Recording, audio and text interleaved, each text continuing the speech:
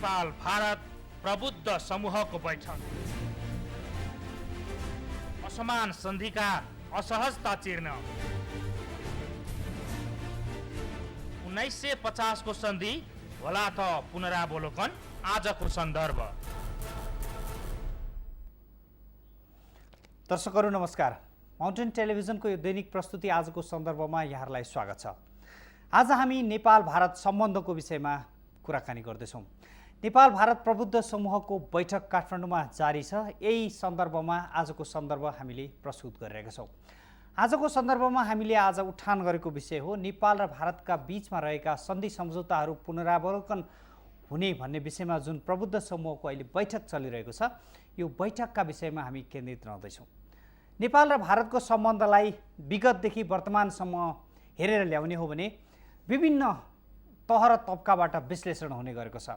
नेपाल भारत सम्बन्धलाई कतिले सांस्कृतिक रूपमा, सामाजिक रूपमा, आर्थिक रूपमा यसलाई व्याख्या गरिरहेका छन् भने कतिले नेपाल र भारतको बीचको सम्बन्धलाई अनेक ढङ्गबाट पनि व्याख्या र विश्लेषण गर्ने गरेका छन्।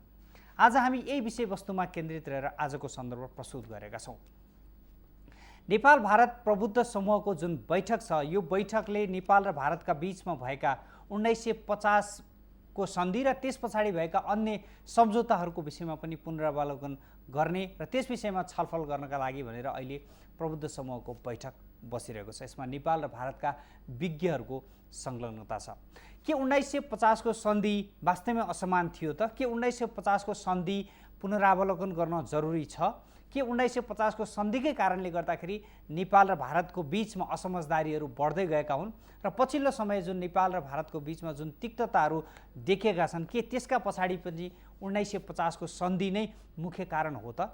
वा के नेपालको विकासमा 1950 को सन्धि नै बाधक हो? आज हामी यही विषयवस्तुमा केन्द्रित रहेर यो आजको सन्दर्भ प्रस्तुत गर्दैछौँ। 1950 को सन्धिकै कारणले नेपालका धेरै विकास र निर्माणका कामहरूमा असर परेको, नेपालका विभिन्न मामिलामा असर परेको भनेर त्यसलाई आफ्नै ढङ्गबाट विश्लेषण गर्नेहरूको सङ्ख्या एकातिर छ भने 1950 कै सन्धिको कारणले गर्दाखेरि नेपालको एउटा अस्तित्व जोगिएको र नेपालले आफूलाई धेरै रूपमा बलियो बनाउन सफल भएको भनेर तर्क गर्नेहरूको पनि यहाँ सङ्ख्या धेरै छ। त्यसैले आजको सन्दर्भमा हामी आज प्रस्तुत गरेका छौँ 1950 को सन्धि र त्यस पछाडिका सन्धि सम्झौताहरू र त्यसमा नेपाल र भारतको भूमिका। अब 1950 पछाडिका सन्धि सम्झौताहरूमा पुनरावलोकन गर्नका लागि भारतले कति चासो दिन्छ र नेपालको तर्फबाट आफ्ना कुराहरू राख्नका लागि के कस्ता प्रयासहरू हुन्छन् भन्ने कुरालाई नै आज हामीले विषयवस्तु बनाएका छौँ। त्यसका लागि आज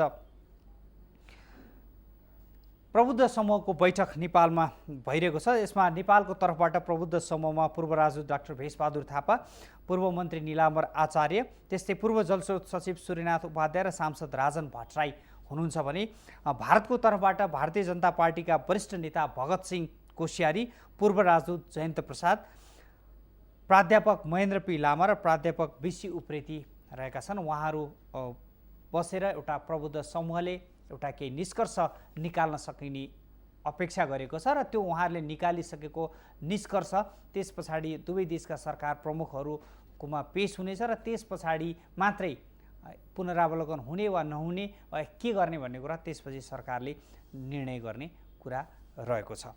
अब यो बैठक चलिरहँदै गर्दा हामीले आजको सन्दर्भ प्रस्तुत गरिरहेका छौँ र आजको सन्दर्भमा हामीले उठान गर्न खोजेको मुख्य विषयवस्तु भनेको नेपाल भारतको सम्बन्ध नै प्रमुख कुरा हो। नेपाल र भारतको सम्बन्ध कस्तो हुनु पर्थ्यो, कस्तो भइरहेको छ, नेपालले भारतसँग कति फाइदा लिन सक्थ्यो वा सक्दैनथ्यो वा लिइरहेको छ वा छैन, भारतले नेपालसँग कति फाइदा लिइरहेको छ वा छैन र भारतले के साँच्चीकै नेपालप्रति हेपा प्रवृत्ति नै देखाएको हो त वा होइन। आज हामी यही विषयवस्तुमा केन्द्रित रहेर कुराकानी गर्दैछौँ। यसका लागि हामीले स्टुडियोमा केही अतिथिहरूलाई निम्ता पनि गरेका छौँ। नेपाल भारतको विषयमा जानकारहरू, विज्ञहरूलाई पनि हामीले स्टुडियोमा आमन्त्रण गरेका छौँ भने हामी यो विषयसँग सम्बन्धित रहेर अन्य सामग्रीहरू पनि यहाँहरूलाई प्रस्तुत गर्नेछौँ। कार्यक्रमको सुरुवातमा हामी एउटा रिपोर्ट प्रस्तुत गर्दैछौँ। यो रिपोर्ट प्रस्तुत गरिसके पछाडि हामी आजको सन्दर्भलाई थप जोड्दैछौँ र यो रिपोर्टमा हामीले मुख्य कुरा उठाउन खोजेको विषयवस्तु भनेको जुन आज प्रबुद्ध समूहको बैठक बसिरहेको छ, यो बैठकले बाट के आशा गर्न सकिन्छ, के हुन सक्छ र यो बैठकको निष्कर्ष कस्तो निस्किन सक्छ, नेपाल र भारतका अधिकारीहरूको भनाइ, चासो र चिन्ता के छ भन्ने कुरालाई हामीले यो रिपोर्टमा प्रस्तुत गरेका छौँ। सबभन्दा पहिला हामी यो रिपोर्ट प्रस्तुत गर्छौँ, त्यस पछाडि आजको सन्दर्भलाई फेरि जोड्छौँ। नेपाल भारत प्रबुद्ध समूहको बैठक, असमान सन्धिका असहजता चिर्न, 1950 को सन्धि होला त पुनरावलोकन, आजको सन्दर्भ। विक्रम सम्वत 2007 साल साउन 16 गते सोमबार नेपाल र भारत बीच शान्ति तथा मैत्री सन्धि सम्पन्न भयो। सो 1950 को सन्धिमा नेपाली पक्षको नेतृत्व गरेका थिए मोहन शमशेरका कान्छा छोरा विजय शमशेरले। भारतका तर्फबाट उक्त सन्धिमा हस्ताक्षर राजदूत चन्द्रेश्वर प्रसाद नारायण सिंहले गरेका थिए भने नेपालको तर्फबाट मोहन शमशेरले गरेका थिए। दुई देश बीचको 1950 को सन्धिलाई असमान भन्दै कतिपयले यसलाई खारेज गर्नुपर्ने आवाज उठाइरहेका छन् भने कतिपयले पुनरावलोकन गर्नुपर्ने बताइरहेका छन्। 1950 को सन्धि पुनरावलोकन गर्ने कुरा भनेको संशोधन भन्ने बुझ्न सकिन्छ, तर यो सन्धिमा संशोधनको कुनै व्यवस्था छैन, बरु खारेज गर्न सकिने प्रावधान राखिएको छ। सन्धिको 10औं नम्बरको बुदामा 1 वर्षको समय राखेर खारेज गर्न सकिने प्रावधान छ। नेपालमा बेलाबखत चर्चामा आइरहने 1950 को सन्धिमा आखिर के छ त? सन्धिको पहिलो बुदामा भनिएको छ, नेपाल सरकार र भारत सरकारका बीच अटल शान्ति र मित्रता रहनेछ। दुवै सरकारले परस्परमा एकले अर्काको पूर्ण राज्य सत्ता, राज्य क्षेत्रको अक्षुण्णता र स्वाधीनता स्वीकार र आधार गर्न मन्जुर गर्छन्। त्यस्तै दोस्रो बुदामा कुनै राष्ट्रसँग ठूलो खलबल वा फाटो पर्न आई त्यसबाट दुई सरकारको बीचमा रहेको मैत्रीको सम्बन्धमा खलल पर्न जाने सम्भावना देखिएमा दुवै सरकारले परस्परमा सो कुराको समाचार दिने जिम्मेवारी कबुल गर्छन्। सन्धिको तेस्रो बुदामा भनिएको छ, कर्मचारी वर्गहरू सहित प्रतिनिधिहरूद्वारा परस्परमा प्रचलित अन्तर्राष्ट्रिय सम्बन्ध राजदूत स्तरीय राख्न मन्जुर गर्छ। त्यस्तै चौथो बुदामा दुवै सरकारले परस्परमा कन्सुलेट जनरलहरू, कन्सुलेटहरू, भाइस कन्सुलेटहरू, अरू प्रकारका कन्सुलेट र प्रतिनिधिहरूको नियुक्ति मन्जुर भएका सहर, बन्दरगाह र अरू स्थानहरूमा निवास गर्नेछन्। सन्धिको 5औं बुदा विरोधाभासपूर्ण छ। यही बुदाका कारण सन्धि पुनरावलोकन गर्न आवश्यक रहेको बताइँदै आएको छ। असमान भनिएको सन्धिको 5औं बुदा यस्तो छ, नेपाल सरकारलाई भारत राज्य क्षेत्रबाट अथवा सो राज्य क्षेत्रको बाटो गरी नेपालको सुरक्षाको निमित्त चाहिने हात हतियार, कल पूर्जा, गोलीगट्ठा, खर खजाना, माल सामानको पैठारी गर्ने अधिकार छ। दुई सरकारले परस्परमा सल्लाह गरी यो बन्दोबस्तलाई चालू गराउने कारबाहीको तय गर्नेछन्। यस सन्धिको धारा 5 मा नेपालको सुरक्षा मामिलामा भारतीय संलग्नताको व्यवस्था गरी नेपाललाई आवश्यक सैन्य सामग्रीको आपूर्तिमा भारतको परामर्श आवश्यक हुने प्रावधान राखिएको छ। 2045 र 46 सालमा चीनबाट हतियार ल्याउँदा भारतले नेपाल विरुद्ध आर्थिक नाकाबन्दी समेत गरेको थियो। त्यस्तै अर्को विवादास्पद प्रसङ्ग सन्धिको 6औं र 7औं बुदामा रहेको छ। सन्धिको 6औं बुदामा यस्तो भनिएको छ, भारत र नेपालको छिमेकी मैत्रीभावको प्रतीक स्वरूप दुवै सरकारले आफ्नो राज्य क्षेत्रमा रहेका आदर्श सरकारका रैतीलाई आफ्नो मुलुकको औद्योगिक र आर्थिक विकास र त्यस्तो विकास सम्बन्धी रियायत र ठेक्काहरूमा भाग लिनलाई राष्ट्रिय व्यवहार दिन कबुल गर्छ। त्यस्तै 7औं नम्बर बुदामा भनिएको छ, नेपाल सरकार र भारत सरकारले आफ्नो राज्य क्षेत्रमा रहेका अर्को मुलुकका रैतीलाई निवास, सम्पत्तिको भोग, व्यापार वाणिज्यमा भाग लिन, चलफिल गर्न र अरू त्यस्तै प्रकारका विशेष अधिकारका विषयमा पारस्परिक तौरले समान विशेष अधिकार लिनलाई कबुल गर्छन्। सन्धिको 6औं र 7औं बुदाले एक अर्का देशको नागरिकलाई विशेष अधिकार दिने प्रावधान राखिएका कारण नेपालमा भारतीयहरूको आवागमन अनियन्त्रित हुने र तिनको संख्या अनिश्चित हुँदै आएको सन्धिको विपक्षमा रहेकाहरूको विश्लेषण छ। सन्धिको 8औं नम्बरको बुदामा भनिएको छ, जहाँसम्म यहाँ भए गरिएका कुराहरूको सम्पर्क छ ती सबैमा यो सन्धिपत्रले भारतको तर्फबाट ब्रिटिस सरकार र नेपाल सरकारका बीचमा भएका अघिका सब सन्धिपत्र, स्वीकार पत्र, कबुलियतनामाहरूलाई खारेज गर्छ। 9औं नम्बरको बुदामा भनिएको छ, हस्ताक्षर गरिएकी मितिदेखि यो सन्धि लागू गरिनेछ। अन्तिम अर्थात् 10 नम्बर बुदामा भनिएको छ, यो सन्धि कुनै एक मुलुकले 1 वर्षे भाखा लिई यो सन्धि पत्रको अन्त्य गर्न नखोजेसम्म जारी रहनेछ। 2 वर्ष अघि 23 वर्षपछि बसेको परराष्ट्र मन्त्री स्तरीय नेपाल भारत संयुक्त आयोगको बैठकमा 1950 को सन्धि पुनरावलोकन गर्ने सम्झौता भएको थियो। पटक पटक चर्चामा आइरहने र चर्चामै सीमित भइरहने 1950 को सन्धि अब पनि चर्चामै सीमित रहला वा यसका बारेमा दुवै देश कुनै निष्कर्षमा पुग्लान् सर्वत्र चासोको विषय बनेको छ। काठमाडौँमा 2071 साउन 10 गते सम्पन्न नेपाल भारत संयुक्त आयोगको बैठकले 1950 सहितका सन्धि सम्झौता पुनरावलोकन गर्ने सहमति गरेको हो। यसका लागि 2 देशीय अध्ययन समिति बनाउने सहमति पनि भएको थियो।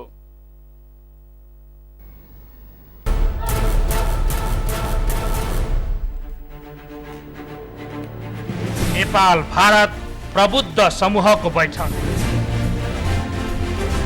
असमान सन्धिका असहजता चिर्न 1950 को सन्धि होला त पुनरावलोकन आजको सन्दर्भ। दर्शकहरू, यो रिपोर्ट हामीले यहाँहरूलाई प्रस्तुत गऱ्यौँ 1950 को सन्धिमा के छ भन्ने कुरा। 1950 को सन्धिमा रहेका 10वटा बुँदा र त्यसमा अब पुनरावलोकन हुन्छ वा हुँदैन भन्ने कुरा सबभन्दा महत्त्वपूर्ण विषय हो।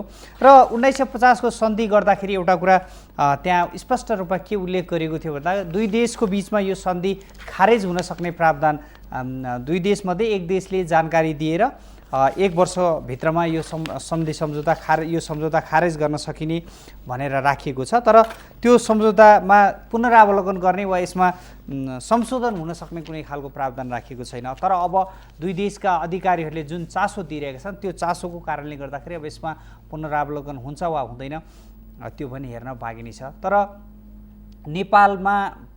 नेपाली अधिकारीहरूले यसलाई जति चासोका साथ उठान गरिरहेका छन् त्यो चासोलाई भारतीय पक्षले पनि सम्बोधन गरेको पछिल्लो समयका घटनाक्रमहरूले देख्न सकिन्छ।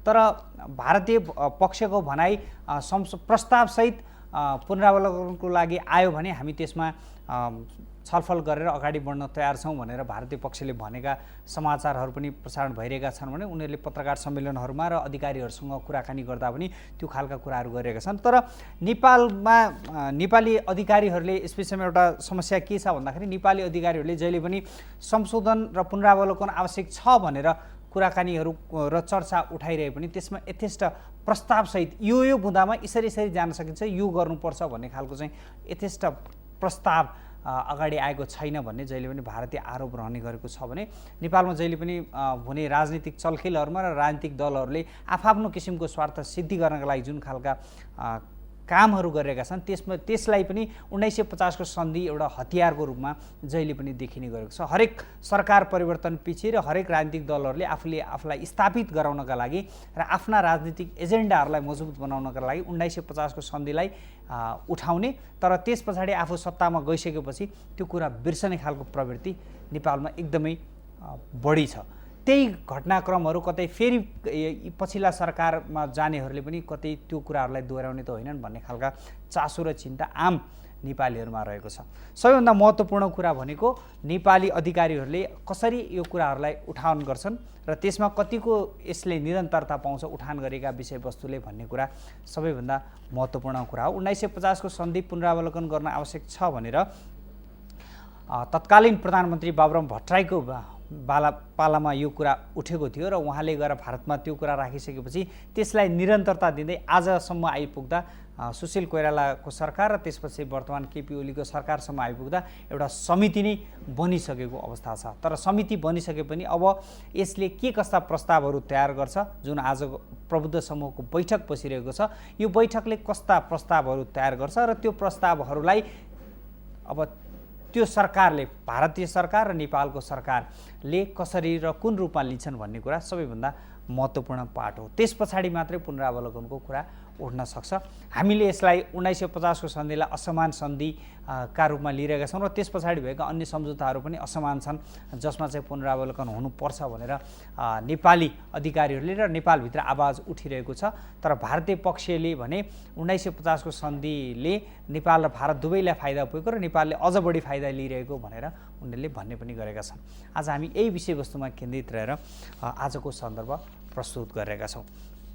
दर्शकहरू, र 1950 को सन्धि पछाडि र नेपाल भारत सम्बन्धको कुरा गर्दा नेपाल र भारतको बिचमा जहिले पनि सबैभन्दा बढी उठ्ने गरेको पछिल्लो समय उठ्ने गरेका सबैभन्दा बढी विवाद भनेको सीमा विवाद पनि एउटा कुरा हो। नेपालका धेरै सीमाहरूमा भारतले मिचेको भनेर नेपाली पक्षले गुनासो गर्दै आइरहेको छ र केही स्थानमा मिचिएको भनेर कुराहरू पनि भइरहेका छन्।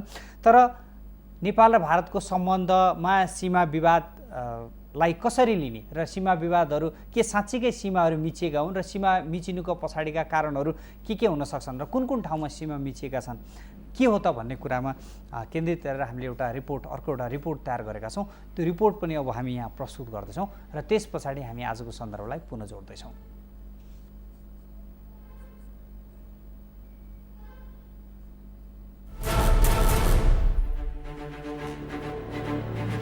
नेपाल भारत प्रबुद्ध समूहको बैठक, असमान सन्धिका असहजता चिर्न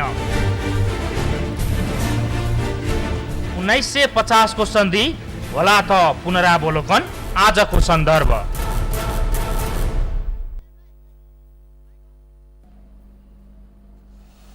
दर्शकहरू, हामी 1950 को सन्धि र त्यस पछाडिका सन्धि सम्झौताहरूमा पुनरावलोकन हुनुपर्छ भन्ने विषयवस्तुलाई उठान गरेका छौँ र 1950 को सन्धिको कुरा गर्दाखेरि 1950 को सन्धिमा सबैभन्दा महत्त्वपूर्ण बुँदा भनेको 1 नम्बर बुँदामा लेखिएको छ नेपाल सरकार र भारत सरकारका बीच अटल शान्ति र मित्रता रहनेछ। दुवै सरकारले परस्पर एकले अर्काको पूर्ण राज्य सत्ता, राज्य क्षेत्रको अक्षुण्णता र स्वाधीनता स्वीकार र आदर गर्न मन्जुर गर्दछ भन्ने कुरा 1 नम्बर बुँदामा लेखिएको छ। हामी अन्य बुँदा र अन्य विषयमा पनि हामी छलफल गर्दै जानेछौँ। अहिले एउटा छोटो ब्रेक लिने बेला भएको छ। ब्रेक पछाडि हामी आजको सन्दर्भलाई पुनः जोड्नेछौँ।